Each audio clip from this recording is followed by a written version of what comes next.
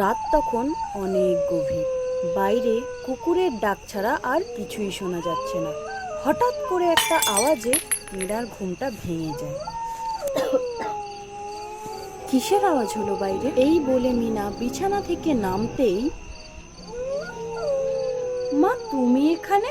বাইরে কোথায় যাচ্ছিলে এত রাতে? মা বাইরে কিসের শব্দ হলো, তাই তুই বাইরে যাচ্ছিলি?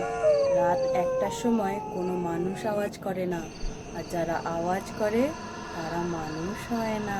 কিন্তু মা ফোন করেছে, কিন্তু মা তো... সামনে তাকাতেই মিনা দেখলো মিনার সামনে আর কেউ নেই। মা সামনে মাকে না দেখতে পেয়ে মিনা একটু অবাকই হয়ে ফোনটা তুললো। হ্যালো মনু, শোন না, এত রাতে তোকে বিরক্ত করলাম। বলছি তোর ব্যাগে না আমি মা কালীর ফুল দিয়েছি, ওটা একটু ভালো করে তুলে রাখিস তো। Hello hello. মা যদি বাড়িতে থাকে তাহলে ওটা কে ছিল?